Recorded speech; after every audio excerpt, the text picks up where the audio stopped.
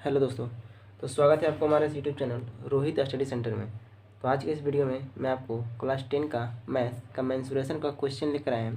तो जैसा कि हमने कल का वीडियो में फार्मूला तक हमने बता दिए थे और दो चार को जो है कि हमने एग्जाम्पल भी करा दिए थे, दो चार तो चलते हैं देखते हैं कि क्वेश्चन आपको एग्जाम में मतलब किस तरह से पूछा जाता है।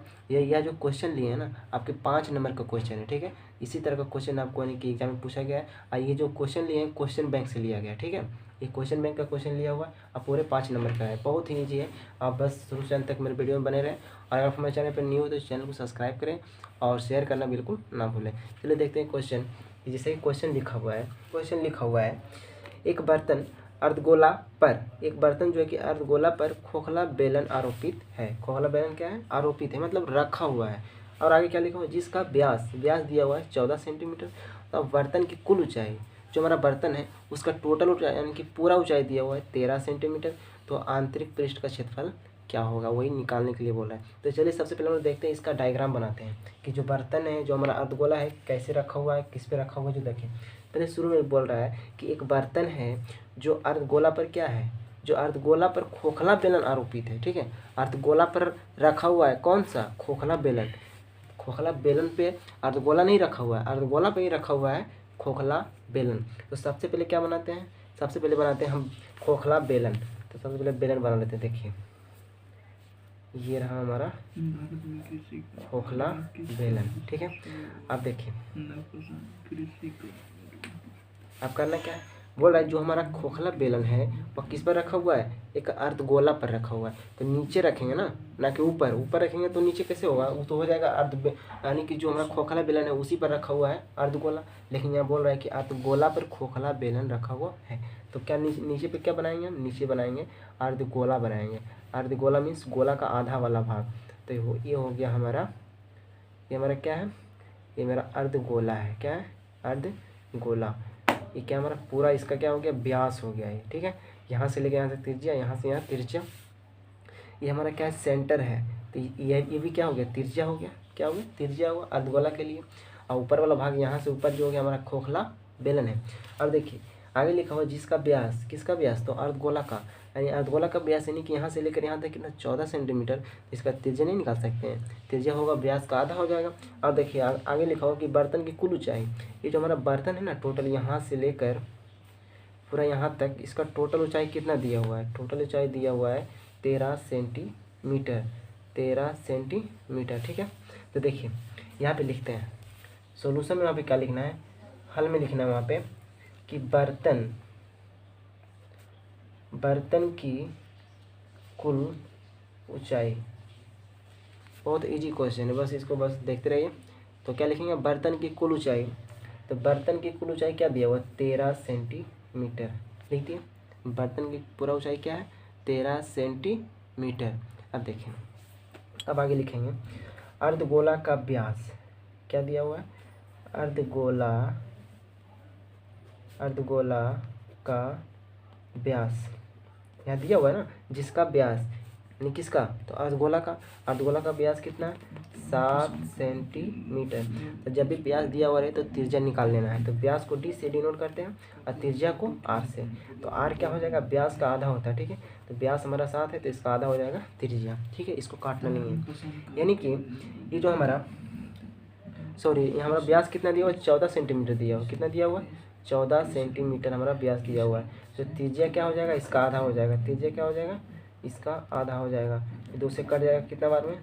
7 बार में, 7 बार में। यानी कि जो हमारा त्रिज्या आ गया कितना आ गया? 7 सेंटीमीटर। यानी कि यहाँ इसका मान पूरा 7 हो गया, यहाँ से यहाँ इसका मान 7 हो गया। तो ये भी तो त्रिज्या है ना, ये भी हो जाएगा कितना? ये हो जाएगा 7 हो जाएगा। क्या हो जाएगा? 7 हो जाएगा। यानी कि जो हमारा टोटल बर्तन का जो पूरा ऊंचाई है कितना है? 13 सेंटीमीटर। लेकिन यहाँ देखिए यहाँ से लेकर यहाँ तक, तो इसका टोटल ऊंचाई यहाँ पे देखिए ये दिखाई दे रहा है। ये पूरा ऊंचाई कितना है? 7 सेंटीमीटर। यहाँ पूरा ऊंचाई कितना है? यहाँ पूरा ऊंचाई कितना है? 13 सेंटीमीटर। तो क्या हम बेलन का ऊंचाई ज्ञात कर सकते हैं? बेलन का ऊंचाई क्या होगा? ये पूरा ऊंचाई में अगर हम 7 यानी जो इसका अर्धगोला का जो त्रिज्या है उसको हटा देंगे तो क्या हो जाएगा? बेलन का ऊंचाई निकल जाएगा। तो बेलन का ऊंचाई यहाँ से निकाल सकते हैं हम। सबसे पहले लिखेंगे बेलन की त्रिज्या यानी कि आर। तो ये बेलन का त्रिज्या क्या हो जाएगा? 7 सेंटीमीटर। यहाँ जो नीचे जो त्रिज्या दिया वही त्रिज्या ऊपर होगा, ठीक है ना, ये हो जाएगा 7 सेंटीमीटर। अब देखिए बेलन का ऊंचाई निकालेंगे, तो बेलन का ऊंचाई निकालने के लिए क्या करेंगे, बर्तन का पूरा ऊंचाई में से अगर हम ये जो नीचे वाला ऊंचाई अगर जो हमारा दिया हुआ है 7 सेंटीमीटर जो इसका त्रिज्या है अर्धगोला का, उसको घटा देंगे तो क्या हो जाएगा, बेलन का ऊंचाई निकल जाएगा।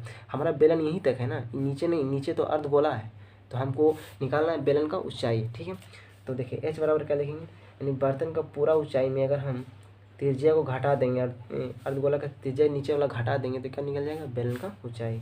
तो बताइए 7 में से अगर हम 13 में से अगर 7 को घटाएंगे कितना होगा, 6 होगा, 7 6 13।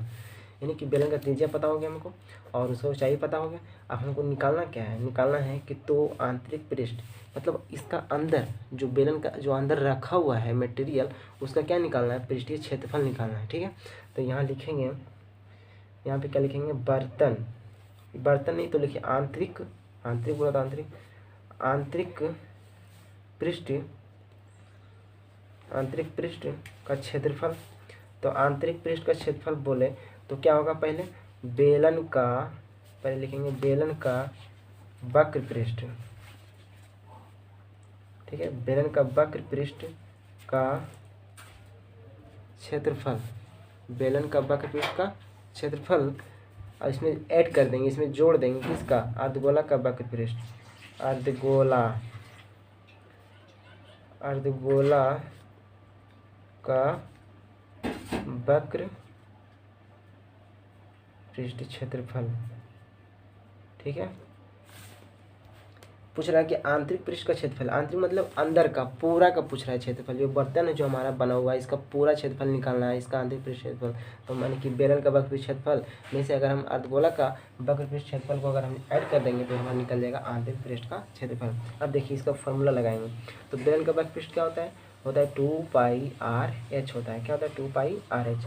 और अर्धगोला का क्या होता है, अर्धगोला होता है 2πr², क्या होता है 2πr² होता है। अब देखिए यहाँ से पहले कुछ कॉमन कर लेंगे, तो यहाँ भी 2, यहाँ से 2 होगा, 2πr कॉमन हो गया, 2πr का हुआ कॉमन, तो 2πr निकल गया, यहाँ क्या बचेगा, h बचेगा। ठीक है, यहाँ से 2πr निकलेगा तो क्या बचेगा, r बचेगा, क्योंकि r यहाँ पे डबल है, एक सिंगल निकल गया तो एक बचेगा यहाँ पे। ठीक है, अब इसको आप सोल्व करिए, 2 × पाई का मान कितना होता है, 22/7 होता है, r का मान, r मीन्स त्रिज्या, तो दोनों के लिए त्रिज्या सेम होगा। ठीक है, तो त्रिज्या कितना, 7 है।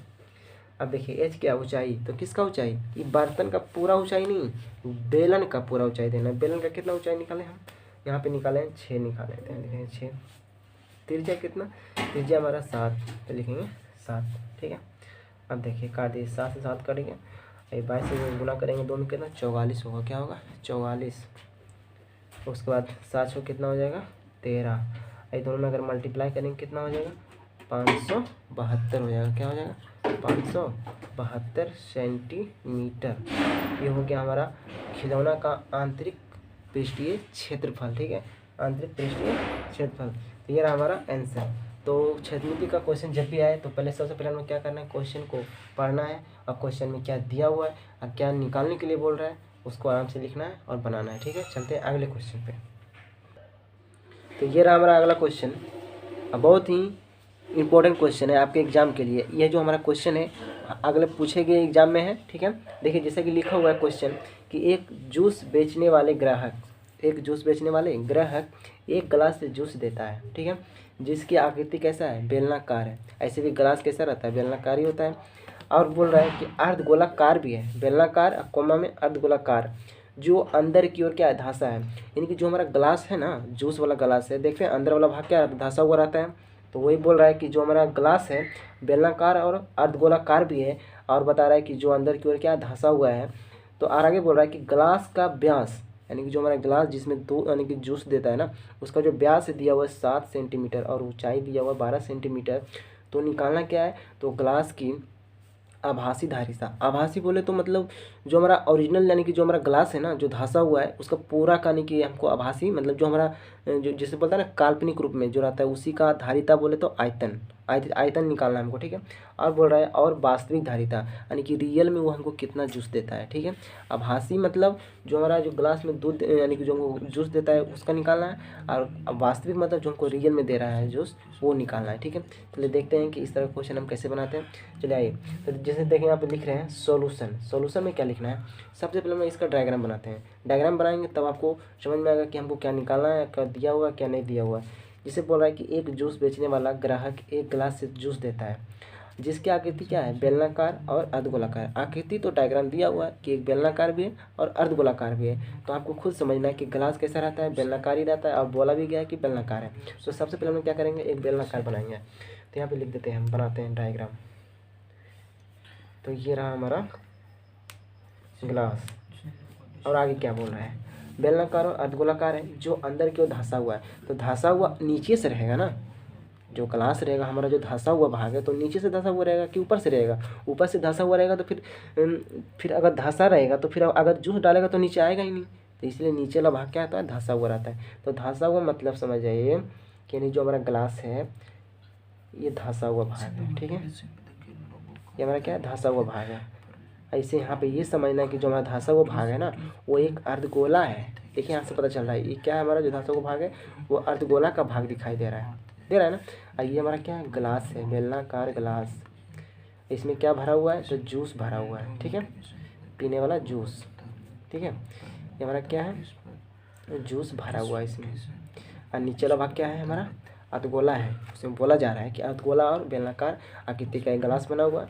और देखिए जो नीचे वाला भाग क्या है, धंसा हुआ, यानी कि इतना जो ये जो दिखाई दे रहा है ना, ये जो पूरा ऊपर जो धंसा हुआ है, यानी यहाँ पे जूस नहीं है, ठीक है, यहाँ पे जूस नहीं है। लेकिन इसमें फिर भी ये जो ग्लास है, पूरा ग्लास इसमें मतलब माना जा रहा है कि पूरा भर के ग्लास में आपको जूस दे रहे हैं, लेकिन पूरा तो दे नहीं रहा है क्योंकि नीचे वाला भाग क्या है, धंसा हुआ है, तो यहाँ तो जूस रहता नहीं है, ठीक है ना। तो इसी भाग आभासी जो बोला है, पहले में क्या बोला कि आभासी धारिता यानी कि जो हमारा जो रियल में जो हमको जूस दे रहा है, यानी कि वो बोल कर कि पूरा ग्लास में हम आपको जूस भर के दे रहे हैं, लेकिन वास्तविक में तो दे नहीं रहा है उतना, क्योंकि दे रहा है कहाँ, जो धंसा हुआ भाग वो तो नहीं दे रहा है हमको। तो पूरा भाग में क्या करेंगे, जो धंसा हुआ भाग उसको घटा देंगे तो ये निकल जाएगा हमारा वास्तविक धारिता। और जो हमारा आभासी है, जो हमको मतलब बेवकूफ़ बना कर जो बोल रहा है कि हमको पूरा ग्लास का आपको जूस दे रहे हैं, तो पूरा तो दे नहीं रहा है क्योंकि नीचे वाला भाग क्या है, धंसा हुआ है, ठीक है।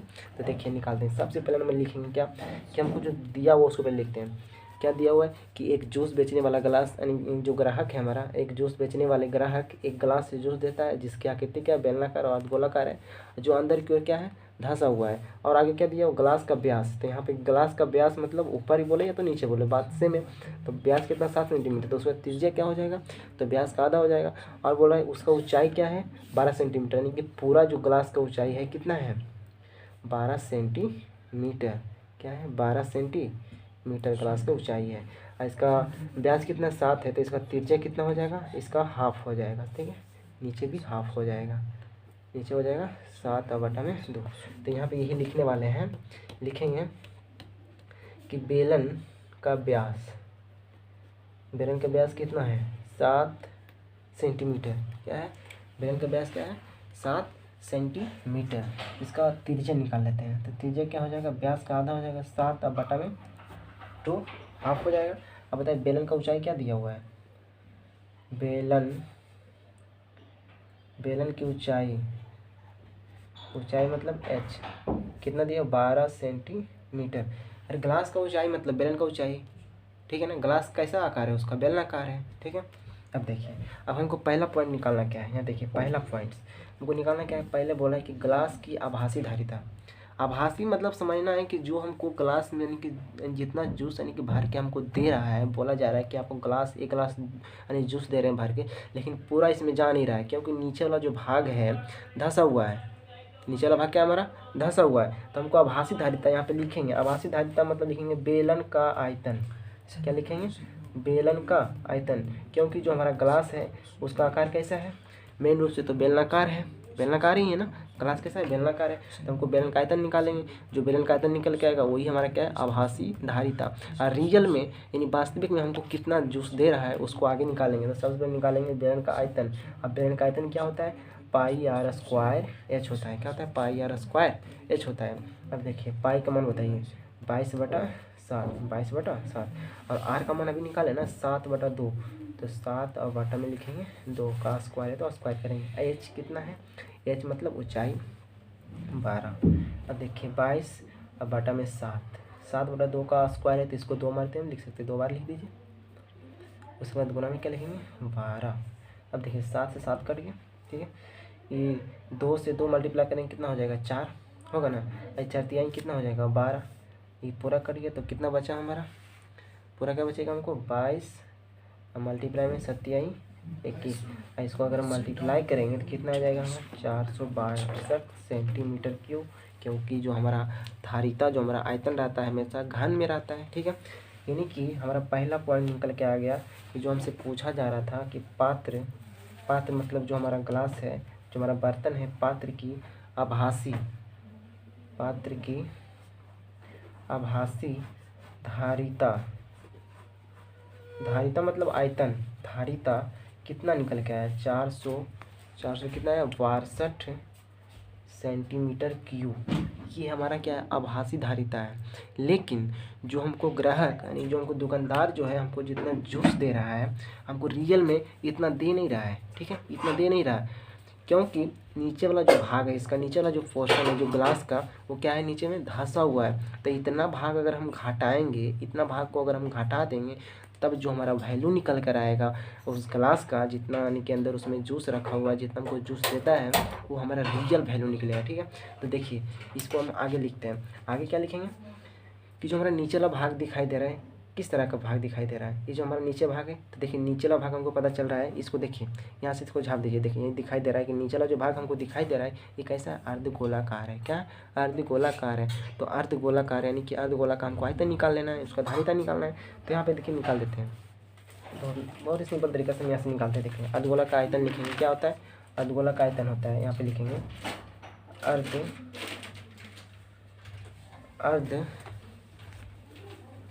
अर्धगोला का आयतन। अर्धगोला का आयतन क्या होता है 2/3 पाई आर क्यूब। अर्धगोला का आयतन क्यों निकाल रहे हैं, क्योंकि जो नीचे वाला भाग जो धंसा हुआ है वो अर्धगोलाकार दिखाई दे रहा है, इसको घटा देंगे। आभासी धारिता में जो हमारा उसमें घटाने के बाद जो हमको जो रियल वैल्यू है, जितना हमको रियल में दे रहा है, वास्तविक रूप में दे रहा है, उतना हमको निकल जाएगा।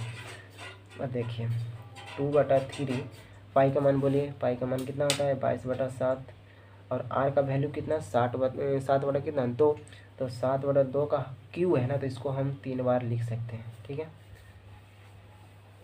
लिख दिए।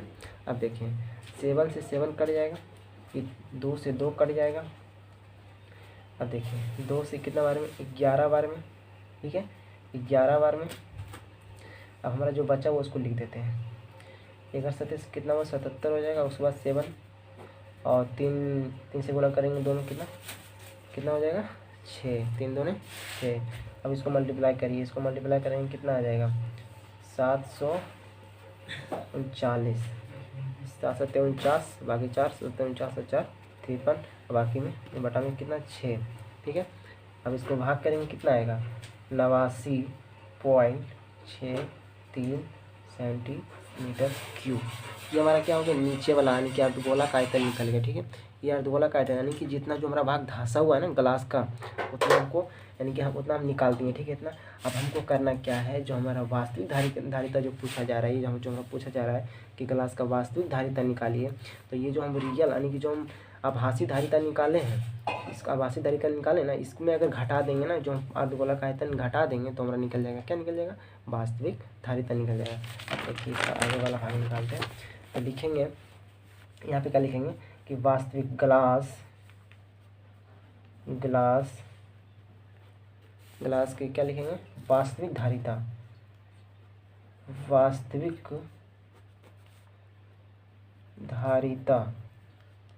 यानी रियल जो इसका वैल्यू जितना हमको रियल में जूस मिल रहा है ग्लास में उसका निकाल रहा है। तो क्या होगा बेलन का आयतन, अगर हम बेलन का आयतन में अगर हम अर्धगोला का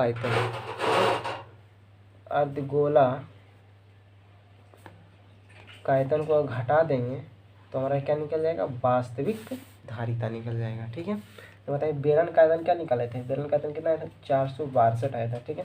और अभी निकाले थे ना अर्धगोला का आयतन कितना निकाले थे 89.63, ठीक है, 89.63 निकाले थे, घन सेंटीमीटर में होगा, ठीक है।